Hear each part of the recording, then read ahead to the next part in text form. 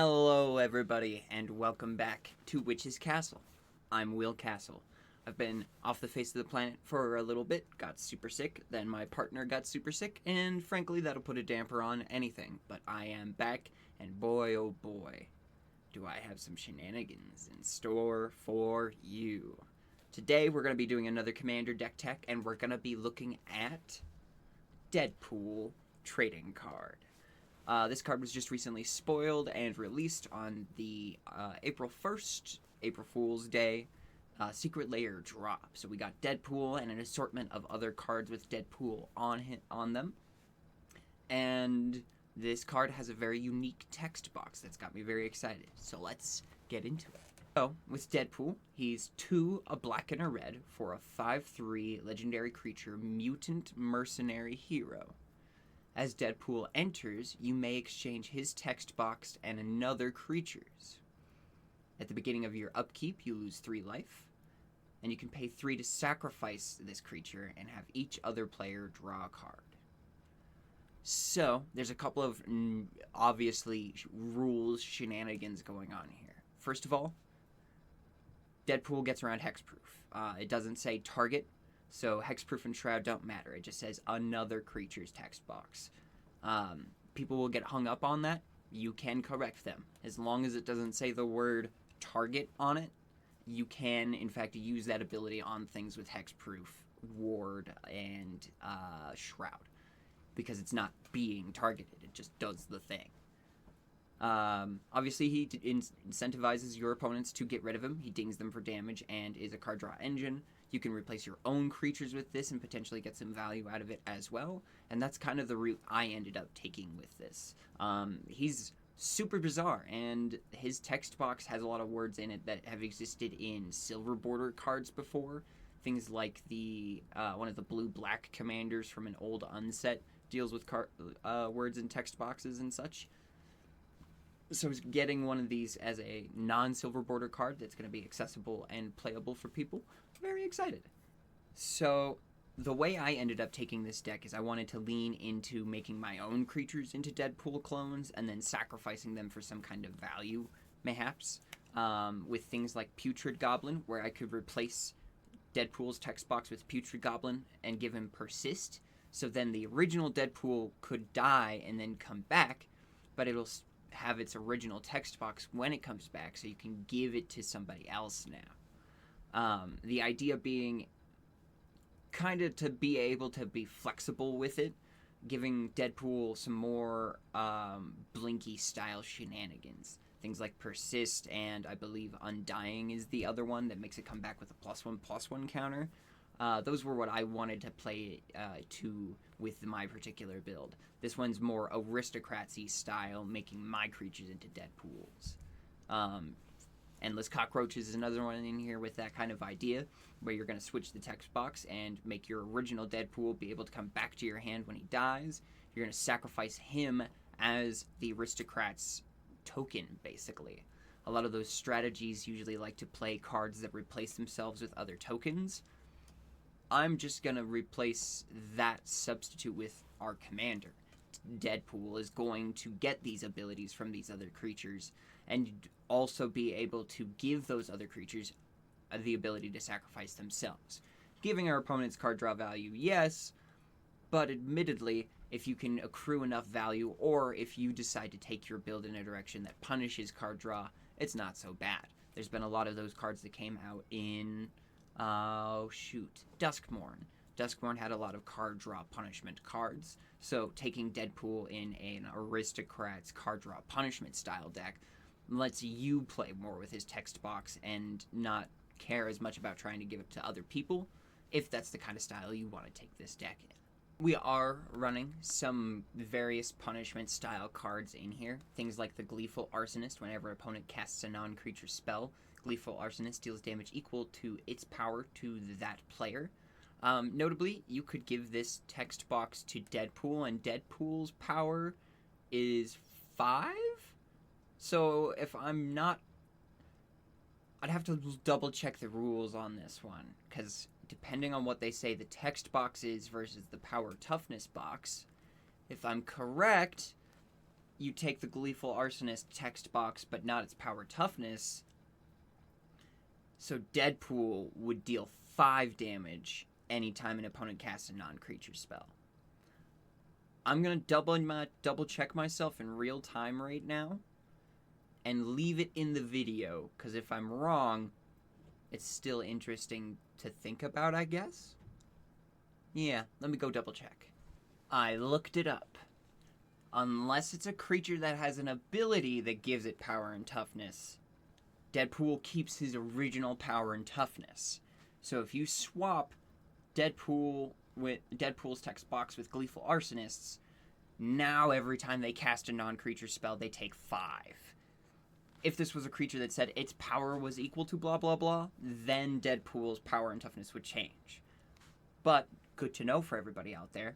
Otherwise, if that's not included in part of the rules text in that box, Deadpool's power and toughness does not change.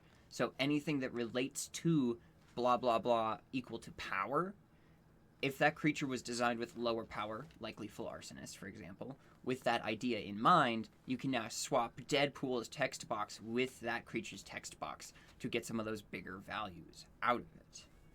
Juicy.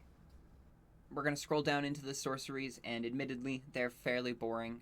This isn't even the Deadpool art version of this card. I believe there is a Blasphemous Act in the Secret Lair, but I put Blasphemous Act, Toxic Deluge, and Back in Town. 2 board wipes, just good. And Back in Town, because Deadpool is a mercenary, which is an outlaw creature type. There's a couple of other outlaw creature types floating around in the deck.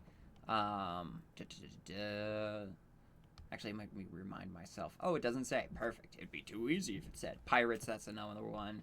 So yeah, with the handful of various mercenary, pirate, outlaw style creatures in here, Back in Town just makes sense. And in later versions of the build, or more personalized versions of the build, you can include more mercenaries if you like for that flavor. The instants are a little more interesting in this particular deck, because they're where I had the most willingness to step outside the box. These are all of the until end of turn, if a creature would die, bring it back style effects for that Deadpool kind of thing, where we're trying to take advantage of swapping his box with other creatures, sacrificing him over and over again, getting the return loops, that kind of thing. So we've got Feign Death, Malakir Rebirth, Not Dead After All, Supernatural Stamina. I did just look up literally every single one of these I could find and put all but maybe like 3 in, because I like them a lot. And admittedly, you can also use them like this Supernatural Stamina says, until end of turn, target creature gains. When this creature dies, return it to the battlefield tapped under its owner's control. You can still use that to gain value off of off of Deadpool dying and swapping text boxes around, or even getting your own creatures to get their original text boxes back, sacrificing them to Deadpool's activated ability that he gives them, but also giving supernatural stamina to them so they come back as their original creature. So now you have a Deadpool with that creature's text box and the original creature with its text box. It's a weird pseudo-blink deck, and it's kind of cool to have like a Rakdos blink deck be a thing that can exist. It's just more graveyard-oriented. Somebody mentioned in one of my previous videos that I did not put nearly enough removal in one of the decks, and they were right. I forgot to do that, got too excited, paid more attention this time. Deadly Rollick is included in the Secret Lair, so if you're gonna just pick up the Secret Lair and add cards to it, this already exists in there. I also put Bedevil and Terminate. I like Bedevil because of the flexibility, artifact, creature, or planeswalker, pretty decent. And Terminate because I was too lazy to look up other removal spells.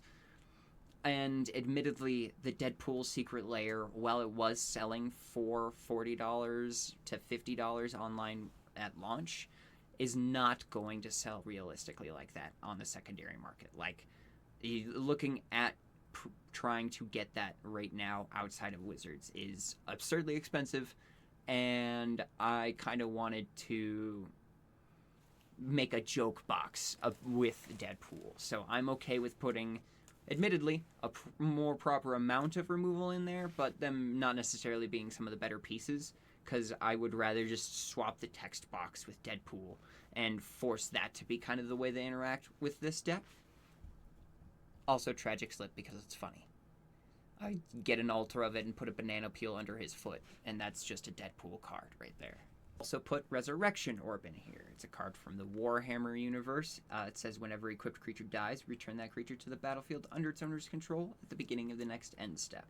It's those kinds of instants that we were talking about earlier, but in equipment form. This will be more recurable with our commander, so I like it more long term. And Deadpool is known to carry random various equipment in everything that he can carry. So him having a Warhammer Resurrection Orb totally makes sense to me. I like this a lot. Cursed Mirrors in here for funsies. You could have it enter as a Deadpool, which would then make it enter as something else, giving you a few extra Deadpools to spread out if you want to spread Deadpool damage across the board.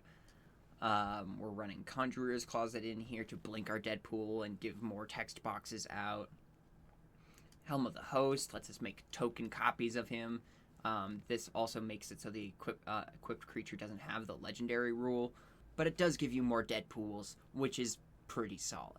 Witchclaw Talisman is one of the few actual tutors in the deck because it's fun with Deadpool. You can make kind of deals associated with it. You can even give the Witchclaw Talisman to the person that you give your Deadpool text box to be like, okay, listen, I technically gave you the card that makes us all draw cards, but I'm also giving you this Witchclaw Talisman so you can tutor. So, like, it's kind of a trade-off. You can use it to be a little bit more political in games where they're expecting Chaos Deadpool, bring end of the movie long revelation Deadpool, where you're able to kind of negotiate things to turn out good for you anyway. That kind of energy, at least. Rolling down into the enchantments here, we've got 4 of the enchantment versions of the when this creature dies, bring it back style thing. Kai's Ghost Form also says if it would be exiled, do it. I put 4 of these enchantments in here. There's the one that makes it so that that creature has Toxic 2, which is pretty good. The other 2 versions of this enchantment are 3 cost. This one has Flash, which is pretty good if people are trying to remove the Deadpools before you can do shenanigans with them. You have one option in a Flash way that helps, including all of the other instant ways to do it as well. Flame Shadow Conjuring in here because it can make token copies of creatures as they enter the battlefield. And while the legend rule will apply to those tokens, you still get your ETB when it enters, so you can just use this to hose other people's text box. This lets you just eliminate an extra text box whenever you play your Deadpool with it, and also, admittedly, gives you creatures that you can swap the text box on that aren't your original ones. If you have a persist creature that you want to keep around without swapping your Deadpool text box, this gives you a token that gives you a copy of it, and now you play Deadpool, you swap his text box with the token copy, and it's no big deal anymore because that token's going to go away, but your Deadpool retains the part of the text box that you wanted. And Splinter Twin. We put Splinter Twin in here because it's part of various making tokens kind of piles. Making multiple Deadpools is going to be good for us, even if they die, because we get to hose other people's text boxes. It's really, really hard to be scared of pretty much any creature on board if you can consistently go, no, that doesn't have that text box anymore. Provided you get to get your guy in play that says, no, that guy doesn't have text box anymore. It'll be a bit of a back and forth battle. This version of the build is a little greedy with how many of those effects that bring back the commander there are, but there are going to be some very potent versions of this deck, I think. There's a lot of fun, cool, gimmicky stuff you can do with it, but there's also a lot of absurdly potent stuff you can do with it. I'm very excited to get to play with this card, to get to sit and play across from it. I'm actually hoping I get to sit in a 4-way pod where it's all 4 Deadpool decks and we just see what kind of chaos ensues. The game that lasted 15 minutes because we all kept getting domed by Deadpools. I kind of like that. I like the Universes Beyond cards that are able to do something mechanically interesting with what exists in Magic without forcing new things into it. text box shenanigans has existed in joke form before, yes, it's breaking new ground in order to make it legal for us folks who play Commander and things like that. But we've seen those lines of text before. These are characters from outside of Magic's world being fit into Magic's world and not vice versa. It doesn't feel like Magic's being forced to fit their world, at least for some of these examples. There's potentially some more egregious examples. People have different fandoms that are now being touched by Magic the Gathering that have different opinions, but for me, that's what my kind of shtick is in terms of whether or not I'm going to like a Universes Beyond product, is how well it's able to achieve the character's energy and vibe without breaking too much of what we know from Magic, and that's usually when I'm most impressed. And I think they did a really solid job with Deadpool here. The lands in this deck are not super interesting, mostly common and uncommon basic lands. I treated the basic lands, or not basic lands, the land base for this deck as if it was a precon, like I had bought a Deadpool precon and this is what would come in it, because Deadpool himself, like I said, and that whole secret layer is a little spendy, and I'm trying to be a little more conscientious about the deck lists that I'm putting together to talk about for that. And that was it, folks. This is the Deadpool card. I like it a lot. I really kind of have come full circle on the Universes Beyond cards in general. I like when they're able to achieve the characters within still things that we're familiar with Magic. Swapping text boxes is still stuff we're familiar with. Exchanging control of creatures and sacrificing them for value we're familiar with. So it fits very well with both Magic as a game and with Deadpool as a trading card. I'm very happy to have this card exist. I wish the accessibility was better, frankly. The non-foil ones were sold out the day that it was announced, and nobody knew that it was going to be announced as far as we were aware, because that was the point of it being an April Fool's bit.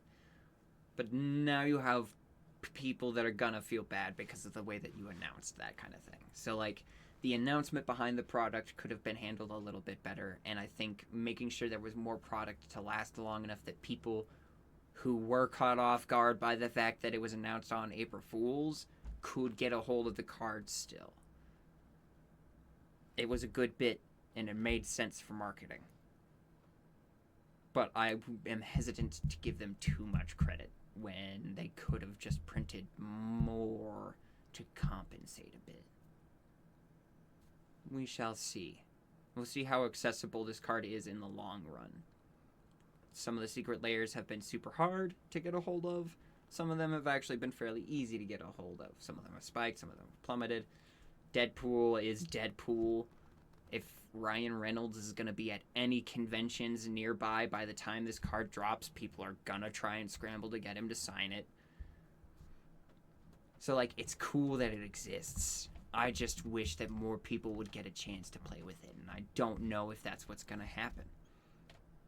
That's my biggest problem with the Secret Lair Universes Beyond. If you're gonna make the cool cards that people want to collect based off of their favorite characters, why are they locked behind the hardest paywall? And not even just in terms of, like, the money part, the actual getting to it part. Put it on other websites. Put it on other distributors. And give them an MSRP of some kind to work with. You're not going to maintain the long-term likability of Universes Beyond if people can't actually get the things that they are told are the characters that they care about.